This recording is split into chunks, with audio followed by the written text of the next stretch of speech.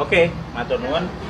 Saya akan coba menerangkan dengan dalam waktu singkat mengenai masalah coronavirus yang sekarang mungkin sedang berjangkit di Indonesia. Sebelum kemana-mana saya akan coba menerangkan mengenai masalah coronavirusnya sendiri. Coronavirus adalah virus RNA dan ini beramplop. Kalau virus beramplop kita akan membayangkan itu seperti balon, kemudian ada spike-spike-nya di sana.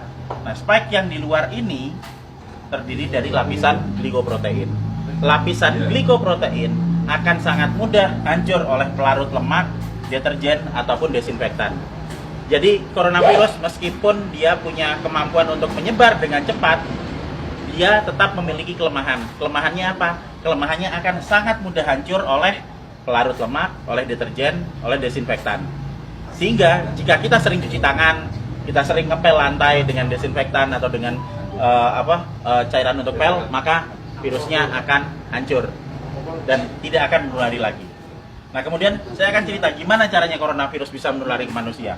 Coronavirus menular ke manusia itu lewat sentuhan dengan material-material yang sudah terjangkit virus pertama, terus kedua pada saat kita berada di keramaian, kemudian ada orang yang mungkin bersin, kemudian kita kena oleh kontak langsung, maka dia akan langsung bisa menulari kita. Tapi sekali lagi kita jangan terburu panik dulu. Kenapa? Karena coronavirus ini tidak seganas seperti yang dibayangkan atau yang ditampilkan oleh media. Kita akan selalu lihat di situ. Sekarang korban coronavirus seluruh dunia ada sekitar di 80.000 sekian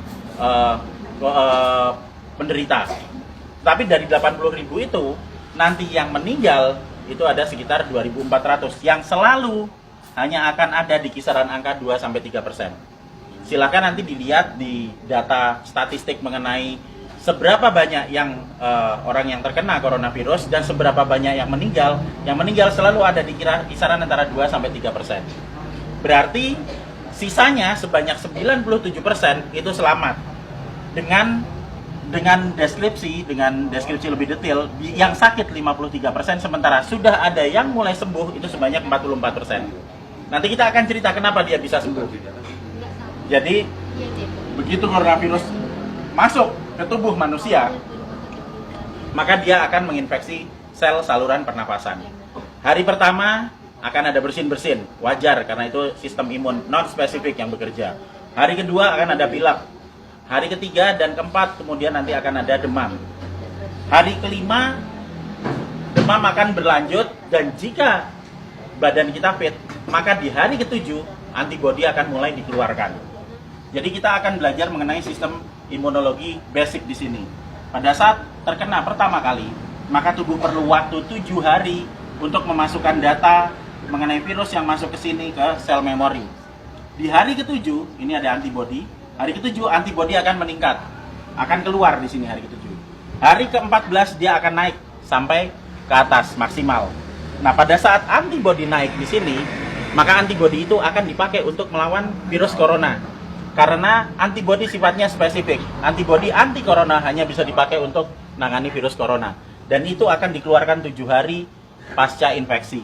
Yang akan sampai di puncaknya di 14 hari. Pada saat antibodi sampai di puncak, maka virus corona akan ditangani oleh antibodi di dalam tubuh kita sendiri. Karena virus hanya bisa ditangani oleh antibodi. Beda dengan bakteri. Bakteri bisa pakai antibiotik, virus nggak mempan. Hanya oleh antibodi. Dan nanti antibodi akan berlanjut turun sampai di minggu ketiga. Apa yang terjadi di minggu ketiga pada saat antibodi sudah mulai turun? Berarti infeksi yang ada di dalam sudah ditangani oleh antibodi yang tumbuh dalam kondisi maksimal di umur 14 hari tadi. Jadi sesudah 21 hari, otomatis virus yang ada di dalam badan kita sudah tertangani. Apa yang terjadi kalau nanti ada serangan virus lagi? Jika ada serangan virus lagi, data yang ada di sel memori akan dikeluarkan sehingga respon imun kedua akan berlangsung 24 jam sesudah paparan. Jadi misalnya saya sudah pernah kena corona dan saya bisa bertahan hidup sampai 14 hari, maka saya akan kebal seterusnya. Dan berikutnya jika saya kena virus corona lagi, kita nggak perlu nunggu sampai 7 hari sampai antibodinya keluar. Sekarang kena, maka besok antibodi sudah dikeluarkan. Itu sebabnya 44% orang bisa sembuh bahkan tanpa vaksin karena vaksinnya belum diketemukan. dan masih ada 53% yang sakit yang akan sembuh ngikuti 44%. Karena pola kematian atau mortalitas tidak pernah bergerak dari 2-3% maksimal. Sehingga tidak perlu khawatir, tidak perlu panik pada saat ada wabah corona. Kita punya prinsip penanganan wabah ada 3. Pertama, kita kurangi paparan virus. Gimana caranya? Untuk kita pribadi hidup sehat, sering cuci tangan, jaga kebersihan tubuh, sering mandi. Kalau misalnya kira-kira kita khawatir terjangkit, ya jangan datang ke tempat keramaian yang banyak orang sakit. Dan untuk mengurangi paparan virus ke kita. Nah, untuk kitanya sendiri gimana? Kita bisa naikkan antibodi. Gimana caranya? Dengan mengkonsumsi vitamin E atau C, vitamin E plus C setiap hari. Plus madu. Karena madu bisa dipakai untuk energi, sementara vitamin E dan C akan bisa dipakai untuk menaikkan produksi antibodi. Energi dipakai untuk pembentukan antibodi dari kita sendiri. Dan yang terakhir, kalau sakit jangan keluar, di rumah aja. Terus kita beri terapi, kita sembuhkan, makan yang benar, kita melakukan pola hidup sehat, sehingga jika itu nanti sakit atau misalnya katakanlah demam, panas dalam waktu 4-5 hari itu wajar, nggak usah panik, biasa aja.